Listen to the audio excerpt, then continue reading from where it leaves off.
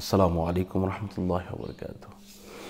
আপনি ভুলবশত বা শয়তানের ধোকায় পড়ে বা যে কোনোভাবে কারো প্ররোচনায় পড়ে আপনি কারো মাল চুরি করে ফেলেছেন।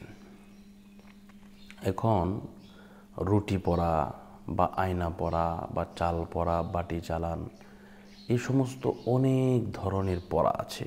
সরিষা পরা, ডিম পরা, চুটি পরা, মানে এক একজনে এক এক ধরনের পরা দেয় আর কি। তো এই সমস্ত সব কিছু কিন্তু আপনার কুফরি কালাম, বুঝতে পারছেন? মানে মানে সব কিছুর মূল বিষয় একটাই, কিন্তু এটা ভিন্ন ভিন্নভাবে। যেমন আমি আপনাকে একটা উদাহরণ দেখাই। যেমন একটি মোবাইল কিনলে টাকা লাগবে, আবার কেউ যদি একটা জামা কিনে টাকা লাগবে, যে কোনো জিনিস কিনলে টাকা লাগবে। তদ্রূপভাবে টাকাটা যেমন মেন বিষয় এখানে, তদ্রূপভাবে আপনার চটি পরা, আয়না পরা, চাল পরা, রুটি পরা, বাটি চালান, এক একটা এক এক নাম, কিন্তু মূলত সকল বিষয় হচ্ছে কুফরি কালাম, বুঝতে পারছেন? এই কুফরি কালাম থেকে বাঁচার জন্য আপনি কি করবেন? তো আপনি যেটা করেছেন তার জন্য প্রথমে আল্লাহর কাছে ক্ষমা চাইতে হবে।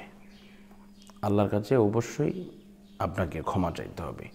ক্ষমা চাওয়ার পরে এরপরে আপনি কি করবেন? ক্ষমা চাওয়ার পরে আপনি অবশ্যই তদবির করতে হবে। আর ক্ষমাটা কীভাবে চাইবেন?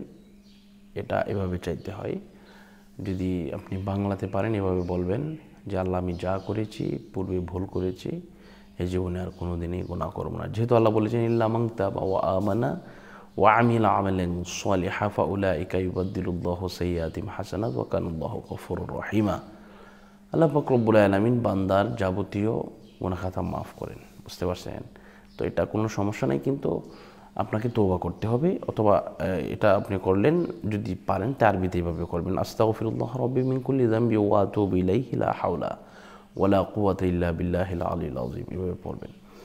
এরপরে কুফরি কালাম থেকে বাঁচার জন্য আপনাকে যে কাজটা করতে হবে, তদবির করতে হবে। আর তদবিরের জন্য এটা আপনি পারবেন না, এটা ইনশাল্লাহ আমাকে ফোন দিলে আমি তদবির করে দেবো 100%।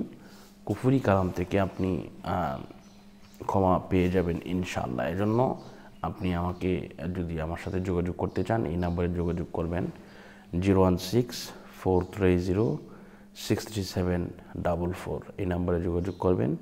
এই নাম্বারে ইমো এবং হোয়াটসঅ্যাপ দুইটাই দেওয়া আছে। ইমো এবং হোয়াটসঅ্যাপে প্রথমে যোগাযোগ করবেন। আর নাম্বার অনেক সময় হয়তো বা বন্ধ থাকতে পারে বা নেটওয়ার্কের সমস্যা থাকতে পারে, আপনার ইচ্ছা মতো আপনি ফোন দেবেন ইনশাআল্লাহ। আল্লাহ পাক আমাদেরকে কবুল করুন, সেই কামনা করছি, সেই প্রত্যাশা করছি। বিদায় নিচ্ছি। আসসালামু আলাইকুম রহমতুল্লাহি ওয়া বারাকাতুহু।